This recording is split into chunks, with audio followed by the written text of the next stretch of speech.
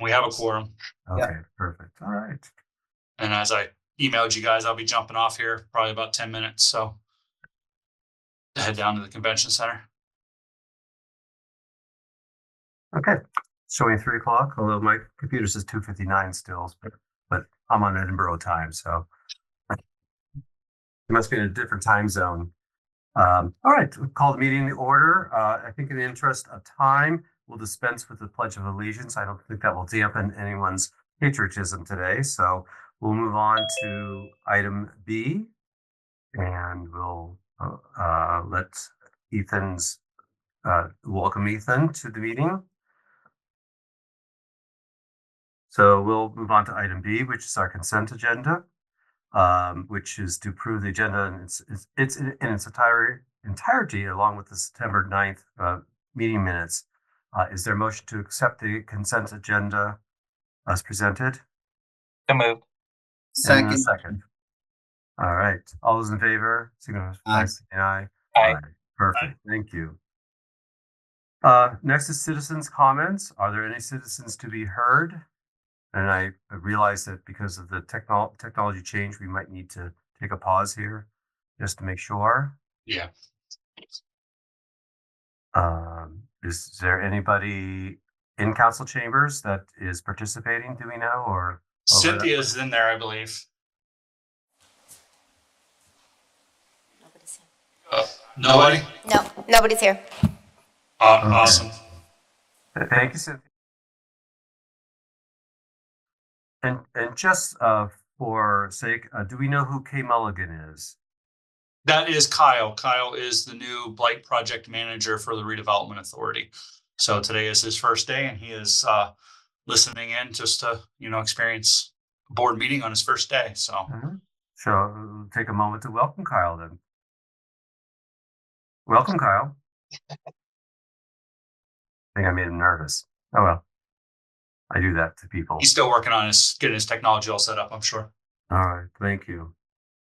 All right, hearing no citizens to be heard, we move on to item C, which is our finance report. Erin, hello. Yep. Can you hear me? We can. Okay. So in your packet, you have the profit and loss, the balance sheet, the check details, and the bank reconciliation. So it is showing on the profit and loss a total revenue of just under 3.8 million from January through the end of September. And our total expenditures are 3.98 million. So we are showing a negative net revenue or a loss of about $204,000 for the year. And that was accurate as of September 30th. But we were waiting for a large requisition from LHRD, which was over 200,000 deposited on the 8th of this month. So while that looks bad for the end of September, it's much better now. The balance sheet is showing that we have total bank accounts of a little over 4.5 million. And just the checks that were dispersed for the month of September is in the check details, and a copy of the bank rec that was completed for September on October 2nd. Okay.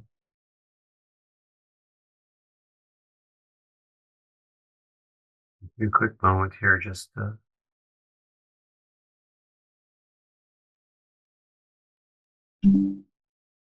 any questions or comments for April?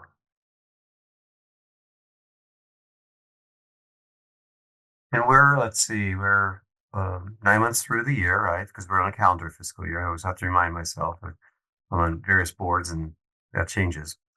And projecting cash at the end of the year, April's any concerns looking forward? No. So everything, our accounting is on an accrual method right now. So the profit that we had from the end of last year, as per the audited financials that we have, will carry over to the total profits that we have for the end of this year. So it's actually looking pretty good.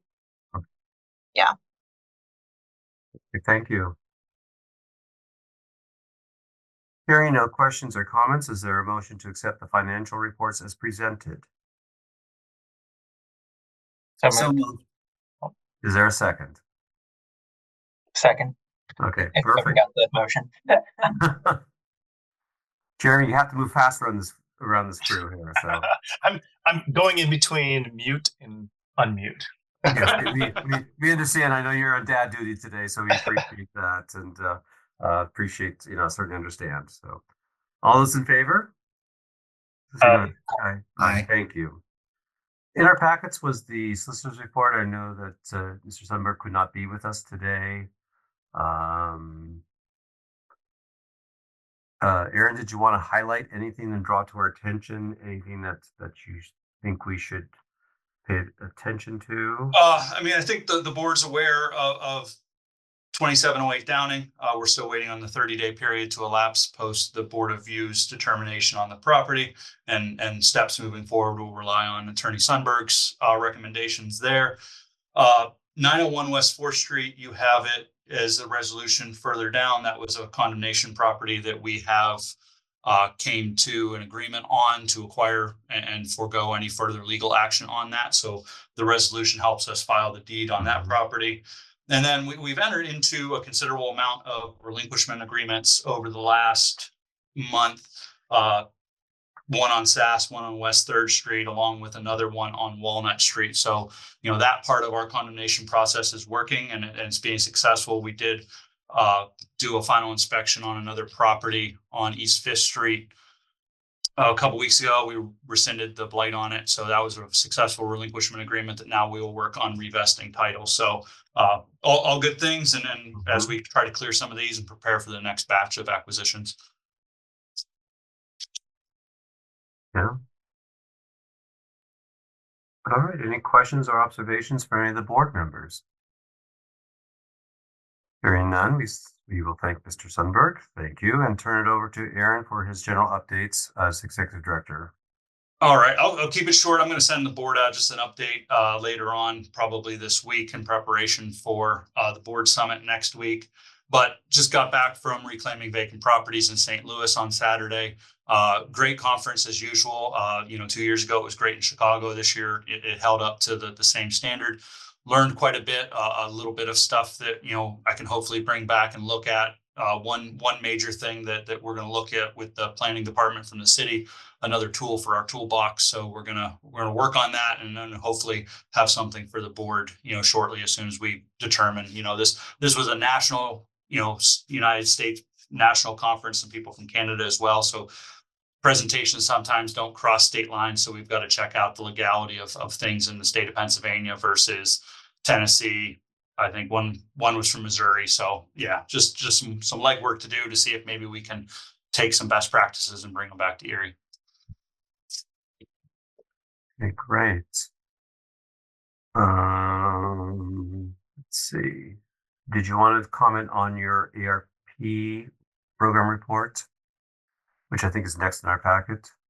Or is that? No, the housing rehab report, that's Holly. Okay.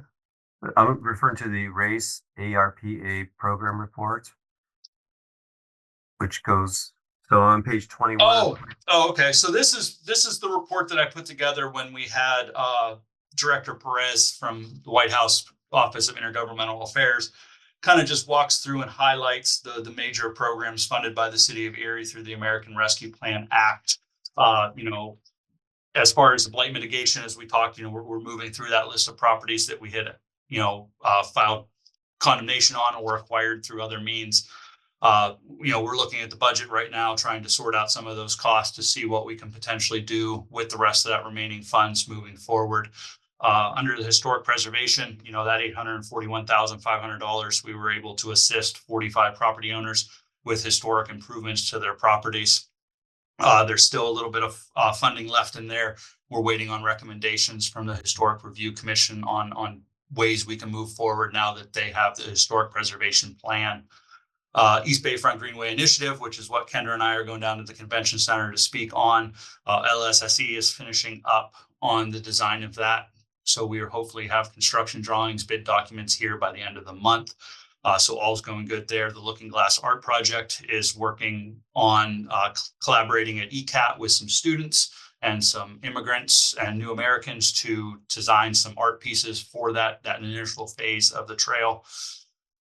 New production, we've started to enter into and sign the agreements and disperse funds to provide that out to those individuals that had applied and the board had approved for those 14 housing units. So that's moving forward. And the Healthy Homes program, I think it's been extremely successful, and Holly and all the other inspectors are working through the backlog of those, and she can touch on that in her housing rehab report. So that's all I have for that. If there's any questions. Yeah. And if not, I'm gonna unfortunately have to leave, so Kendra and I can hopefully navigate traffic and get down to the convention center. So Before you do leave, we do have a meeting with our sister organization, the Erie County Redevelopment Authority, on Thursday. It's my understanding that they're going to ask for an extension on their loan. Do you have any intel for us that we could be, as we review the documents, we could be reviewing them in context to what their ask might be, so we could be a little better prepared? I have no official ask from the county RDA. I only have a off-site conversation with Tina in regards to the ask. So I can. Okay, I'll go ahead and do the ask. Just I'll copy you, Aaron. Let me take this off your shoulders then, and just ask him what we're talking, what their eventual ask is going to be, so we could be prepared, because otherwise it could be a very long meeting. Right. No, I agree. So Okay. Are they looking for action during that meeting, Aaron? No, it's a status conference. We can't take action. So. Okay. Yeah, I just thought, I believe that's going to be an extension, but I just don't know what else might be there, and what as we review documents, what we should be looking for in our documents. Absolutely. All right. Well, thanks everyone for everything, and I'm going to jump off, and I've briefed April on anything else. If there's any other questions, just reach out to me and I'll let you know. Awesome. Okay. Thanks, guys. Thank you. So item E, our next business item really is our meeting schedule, and maybe April we had requested to be meeting later in the day. 3:00 is difficult for many of us. So we've requested to move the meeting back to 4 if possible, knowing that we have to have an understanding about what technology might be available in case we had to move out of City Hall. And the reason why we're at a 3:00 on City Hall is because they like us to be done by 4 or so that the security people don't have to be paid overtime, as I understand it. Right. So Aaron had said that the response from the city for additional security coverage is an extra $100 per hour. So if anything beyond 4:30, we could do $50 increments per half hour. So if we had like a 4 to 5 meeting and we only had to pay an extra half an hour instead of a whole hour, but so we're looking at somewhere between $600 and $1,200 a year total for security coverage if we were to move the time. That doesn't scare me. Okay. We can take it out of the Christmas party fund. I guess we don't get a Christmas party. Right. I'm sorry, what was that? I guess, it doesn't scare us, the board, but from a controller of the funds for the redevelopment authority, is it of a concern to you to essentially know that we're going to be paying at least $50 a half hour? No, not necessarily. I just don't know if that's something that's approved as a reimbursable expense through any of the grants. So I would have to do a little more research on that. And that I'm not prepared on yet because I was just told that information a little bit ago. So yeah, I will look into that and get back to you. I'd say personally, even though it's not a ton, I would rather not have the redevelopment authority be on the hook, even if it's just for another couple $100 a year. Just in the spirit of being good stewards of taxpayer dollars, they could, if the $600 or so could be put to better use elsewhere in the community, even though it is a tiny amount, I'd rather that than it kind of be at the convenience of the board members. Right. I mean, and now this is kind of off what I was scripted to talk about, but does the hybrid Zoom work better, do you think, for the board if we didn't shift the time to 4 or 4:30? Is this easier for the board to be able to access via Zoom if they're not able to make it in person? It is for me.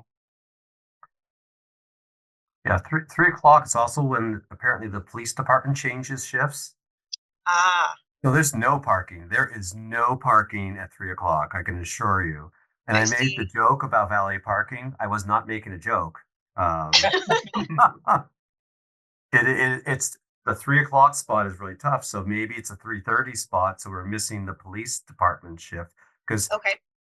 I was when I was at 4. I could always park in the lot behind the police department. There was, um, but I know that there's fewer public lots there, or at least on the street, and I don't mind paying. It's just that when you can't find a parking spot, you can't find a parking spot. Yeah. So at minimum, maybe we go to a 3:30 instead of a 3 o'clock, and see how that goes. Maybe that's so April. Maybe you can carry that message back to Aaron, and maybe if you have a few minutes after our Thursday status call, we can confirm that. Any other Sure. members have thoughts on um, meeting time and location? Because I think that we need to have availability for technology so we can, involve public and or invite, board members who otherwise are traveling or have, you're in between, your billable hours. I understand all that. So, trying to keep everybody productive. No, I mean, hey, making money is a good thing, right? Let's let's do it. Chuck, I enjoy the latter, giving room and availability for technology right now. Only because, yes, I'm a recipient of terrible parking downtown and have to walk a little bit. So, yeah. So 3:30 would be an improvement, I think, because of the shift in police officers, because everybody's circling around Perry Square at that point.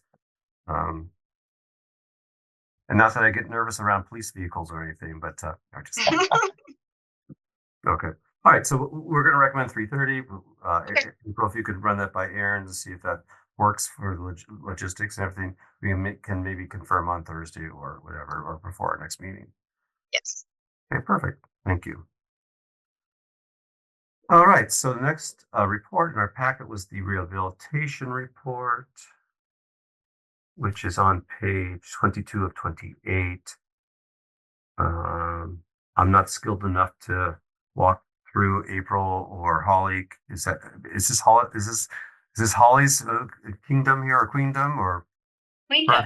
Love that. queendom? Absolutely. Hey, we'll Yeah. give everybody a good title. So yeah, we'll go with it. So Holly, it's all yours. I would just like the other members of my office to know my new title. And also, Ethan, I think it's really rude that you have not yet introduced your coworker who's been making selective appearances. All right, yeah. I mean, all my coworkers know her, but if she pops up again, that's my cat Meringue. She's the white cat that one of my clients jokes is a Siberian tiger because first time she made an appearance, she just walked straight across my screen. So all my clients think now she's like a 25-pound cat. Oh. She's not. All right. Well, you already have the overall numbers in your packets. So I'll keep my cards as quick as I can. Not a whole lot of new movement with Healthy Homes, like the same thing as the last few months. We're just kind of waiting for some more projects to cycle through and those funds to get fully allocated before we spend those last few dollars in the spirit of A, not overspending, and B, it's nice to have that little bit of reserve in case we have a, lead job or something that needs to have, a roof or, something like that. So that stays at total of 138 projects that are approved. 117 of those are complete. Currently, average project cost is about $14,910, and we currently have about $230,000 remaining in that project fund. Mm-hmm.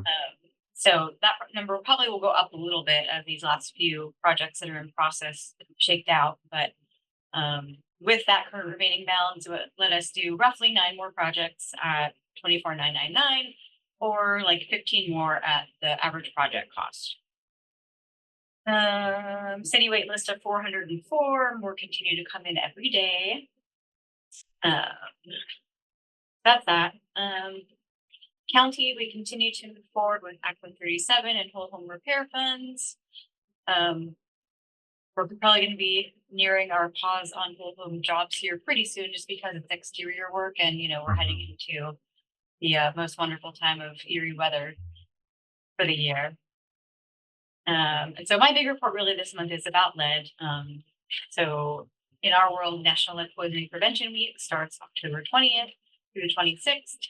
So we've had several events and presentations and exhibits and things going on this month, kind of, getting people prepped to receive the messaging of that week. This is an annual thing. We do it every year if you weren't here for the last ones. And so, of course, the biggest part of our lead is the awarding of the new funds, which Aaron announced to you guys last week. But it's huge. It makes us an 8-time grantee, and it's our biggest award to date. So that's really exciting for us. Gives us a little bit more enthusiasm going into this year's lead week. But we're nearly finished with the current lead grant. We've got, I think I only need 3 more approved applications to fill our last 2 spots, and then we can begin, the closeout process in the next few months for the current grant and get ready for the new one. Well, I see that I'm not limited. We're limited to our reactions. I can't, there's no applause button or balloons or anything. So I can't, but congratulations to everybody involved in lead grants. We know how challenging just putting the applications together can be. So that's a big move. I also think that there may be tentatively scheduled that we're announcing at the mayor's press conference. Yes. And that's this Thursday, maybe? Yes. Okay. So tentatively, we're at the mayor's press conference at 10 o'clock on Thursday. Yeah. Yet to be And confirmed. Aaron and I are meeting tomorrow morning about that to sort of put some remarks together. Yeah. And once it's available, I'd like to invite the full board so that we can come and support. Excellent. That'd be great. Yeah, we like to show up. I mean, it's sometimes it's good to have for cause for celebration. So if you be kind enough to send an invitation out to the full board, those of sure. you will try to make it then. Perfect. And just a couple other just good news odds and ends for us. We are hosting our first training class in collaboration with ECAT for new potential contractors. It's the EPA RRP class, which is, without getting into the weeds, it's just the one day, like every contractor should have it. So it's hopefully the beginning of a really nice partnership with them for these training classes. So excited about that. That's Saturday. I had another event for the little mini grant that I have through the National Center for Healthy Housing for in-home daycare providers. That event was Friday. It was an incredibly touching success. We actually had a few of them cry. Gratitude. So that was great. And hopefully this is going to be kind of a launch point to some bigger projects with them, and really helping, give some dedicated support to that demographic. So those are all my big things for right now. Okay, great. Any questions for Holly? Or any comments? Well, once again, congratulations for you, and I know there's many people who back you up. It's the full organization, so that's really, really good stuff. Yeah, and Kendra and Tracy in particular, the amount of work they put on that grant is extraordinary. And also the other grant that I believe is getting submitted maybe tomorrow, which could also be a huge one, and it's very competitive. So good vibes are appreciated. We'll say a prayer. Very good. So next on our agenda is a conduit sales agreement with the Erie Land Bank. And so that's pages 23, 24, 25, I think, of our packets. Is that right? And who's walking us through that one? April, is that you? That's me. So Aaron had said that it's the redevelopment authority entering into an agreement with Erie Land Bank to acquire blighted properties off of the judicial tax sale. And this is essentially so that the land bank can acquire properties for or on behalf of the redevelopment authority. Just an intergovernmental agreement. Okay. Just and this is, I have to get this in my head. So the Erie City Land Bank is a separate organization. However, it's managed by the Erie City Redevelopment Authority. So Yes. just in terms of transparency and disclosure, and I think there's, I did read through the agreements. I think we're good language, but from John Q. Public, in terms of making sure that it doesn't look like a too cozy of an agreement. You know how people's like, you know, I just, we always have to be mindful of the appearance of self-dealing, and keeping land or something, an opportunity from a private contractor or something like that, crazy stuff. So I just wanted to make that point. I think we're okay, but as we're, thinking through that we serve, I mean, we're interrelated organizations that have to be thought through then. So, and Chris Kroner is the chair of the land bank. So just kind of pointing it out to the rest of the board members. So we're acquiring then, looks like 1, 2, 3, 4, 5, 6, 7 properties. There were 7, blighted properties that we were wanting to try to acquire. Okay. And of these 7, do any idea if there's a plan for them or if it's just the authority's role to get them ready for a developer? I don't have any specifics for certain addresses on what Aaron was planning or anticipating on doing with them. But normally we try to get the properties off of the judicial tax sale and keep them off of the judicial tax sale for the future. So. Okay. All right. Any questions for April? Again, we're kind of punting here without Aaron available here, but I think I got it, but I'm not sure anybody else didn't have any observations or any questions. I have a couple questions. Sure. The $8,300, that's a deposit. That's, I guess, we're paying regardless.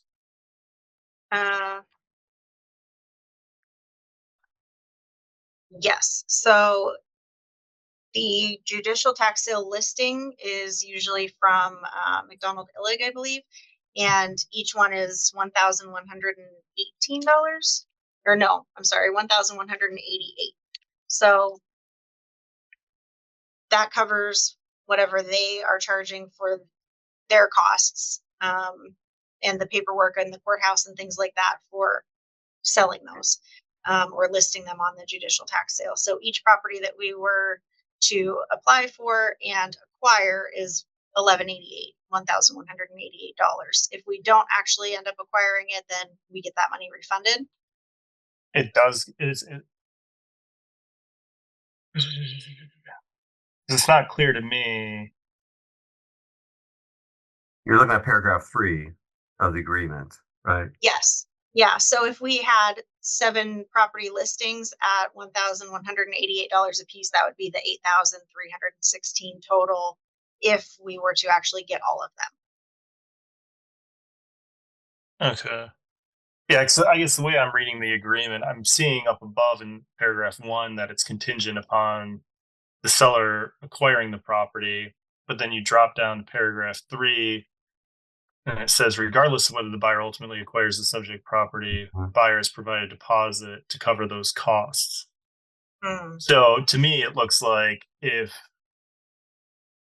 the seller's unable to acquire, then we're still out, even if, I mean, it's not, I guess it's just not entirely clear to me.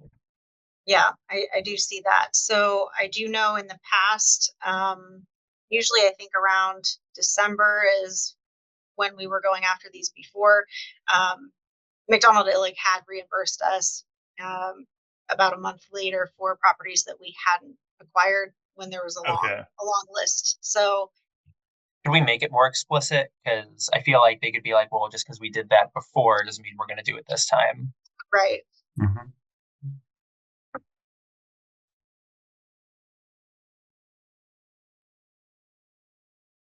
And then, so they go through, I guess, April, your experience has been, they go through this process because it's kind of odd to me because I do a lot of real estate work. Correct. So that the seller's pursuing, obviously the acquisition, they're going through attempting to resolve clear title.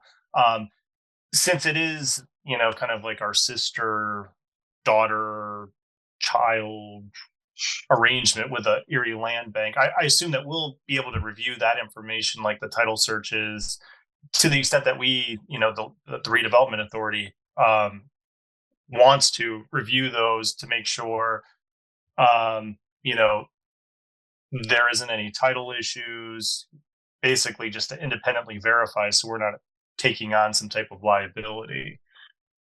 And again, this is all like these are basically being pulled from the judicial sale so that it's just going to be outside of the judicial sale, or is it following the completion of the judicial sale? I will have to get more clarification from Aaron on that. Because I've seen it done both ways, and I've seen issues even after it goes through judicial sales where certain parties weren't noticed, and then it creates a cloud on title, and you have to go through a process even though it's a lien-free tax sale. Okay.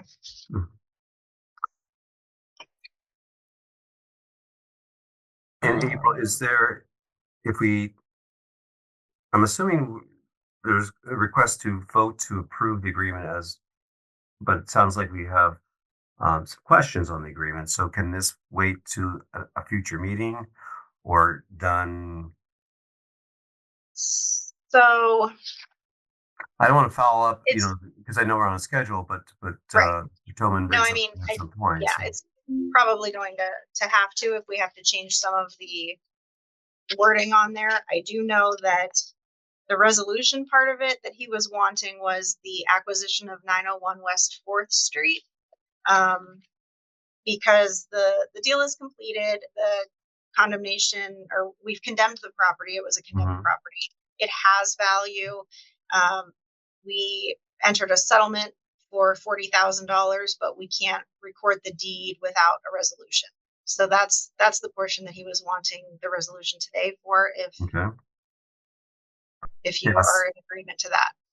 So I think that on business item 3, the Erie Land Bank related sale, I think we're going to postpone that until for clarification. I don't know if we need to take a vote or anything like that, but it just doesn't. Whoever our parliamentarian is needs to advise me. But I Doesn't look like there's a resolution attached to it. Said not the parliamentarian. Yeah. So item number 3, I just think we just continue on and take that as a business item and we're just providing input back and bring to the staff to bring back to us an agreement with those clarifying points then. Okay. Sure. So then I think we do move on to item number 4, which is the acquisition of 901, West 4th Street, which is a resolution attached. I'm going to give a little editorial. That used to be the Starlight Lounge, and was a terrible nuisance bar for many years. So I guess I'm showing the fact that I used to live around the corner on 6th Street. So I applaud the authority for moving ahead on maybe repurposing or putting what seems like a pretty decent structure possibly back into use, but anything but a nuisance bar, please. So, and it is a store. It's a decent storefront with some apartments above it, I think. So it could be a nice mixed use for something, perhaps a creative space, and would be great. In that area then. But and that ends my editorial. So, April, is there anything that you need to point out on this? Seems straightforward. And Jeremy, if you have any thoughts, because I know this is a little more your area than it has been mine. I've not been practicing real estate in a while. So. That's okay. Yeah, so I'm assuming based on Gene's report that he went through the title. I mean, I haven't gone through the title, but I assume that he's gone through the title based on what he's saying. And it's going to be a deed in lieu of condemnation. So it's not going to go through won't be going through the condemnation process proper. So, when you go through a condemnation action, that's where the liens get divested and basically attached to the condemnation proceeds. So we're not having that, which isn't, having gone through this process before, every once in a while you'll find a unicorn like this where there's no liens or anything else attached to it. So it's quite possible, and I'm assuming just based on all that Gene's reporting, that there's no liens that we're going to be acquiring this property subject to. So yeah, based on that, I think that I guess I don't have any issues or concerns. Okay. All right. Is there a motion to adopt the resolution as presented?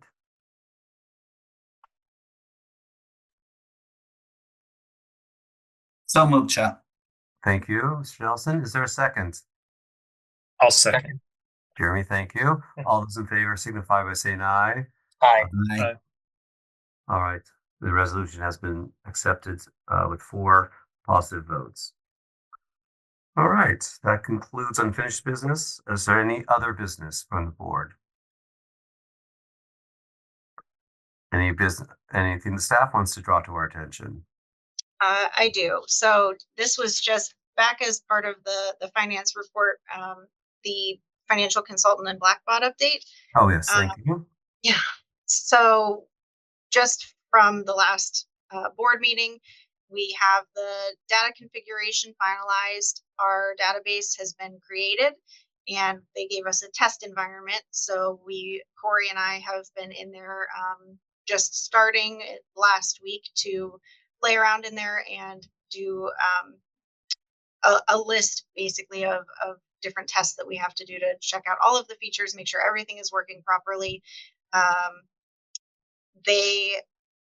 We were supposed to be, Baker Tilly had advised us to try to go live for December 1st. However, they have a staffing shortage with the third-party vendor that's doing the implementation, and they are requesting January 1st. So our go live date per their staffing issues and request is January 1st. So that gives us a little bit of extra time for testing and tweaking if there's anything wrong with it. But so far it looks pretty good. And January 1st is the beginning of our fiscal year, right? Yes. That would be a very smooth transition.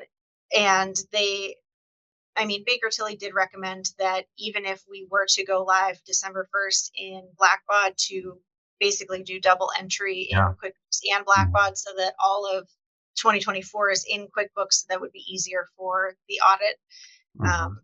And then, but either way, it seems like it's going to work out. Okay. And you're moving to Blackbot's Financial Edge NXT, right? Correct. Yep. Okay. Which is, my office will be moving there next February. So you just want to come in and do our implementation? There's a lot of training. Yeah. So we're at Financial. We're Financial at 7, which is the it's the desktop version of it. So we'll go to the cloud with NXT, and I think that's just looks good. Ethan, did you have any comments or concerns? That this is really your area of expertise, and I do not. I think the January 1st go live date makes sense. Hopefully, there's no major hiccups. It's obviously having that 1 month buffer would be nice to kind of work out all those kinks, but at the same time, I agree it's kind of best to not do double entry if you can prevent it. Just kind of stinks that it is more out of our hands than not. Okay. Yeah. All right. Good. Well, thank you. So from my perspective, announcements are, again, looks like we have potentially a press conference. Was that 17th or the 24th? Well, we'll learn about the press conference for the lead-based paint grant from Holly when she's got that confirmed. It looks like it's on Aaron's calendar for the 17th at 10. Okay. So, Sorry, if you- I couldn't get unmuted. Yes, it's this Thursday. okay. So, which is great because it's ahead of National Lead Poisoning Prevention Week, which starts on Sunday. So it's the perfect time to announce it is on Thursday. Okay. All right. So if you'd send a courtesy invitation to the board, that would be slick. And then I will reach out to Tina and Leah at the Erie County Redevelopment Authority to just to figure out what they can give us some additional background so we're not hearing it for the first time on Thursday. I think that would be helpful. So, and we're friends enough that I can ask that without any problems. So, all right. Is there any business? Any announcements? Sorry, Hearing none? just to confirm the Erie County Redevelopment Authority meeting. What time is that again? I'm showing it as a status conference at 11 o'clock. I heard 10, but I think that was for something else. So I just wanted to make sure that I didn't have the wrong time on my calendar. So 11 o'clock, and I think I'm The assuming 10 would be the press conference. press conference. Okay. Right. so we could be lots of places. And then Cynthia will send us the Zoom link for the 11 o'clock status meeting then. When that gets made available then. Okay. Well, very good. I don't have anything else. And if there's nothing else, we stand adjourned at 3:40. Appreciate everyone's time and attention today. Thank you so much.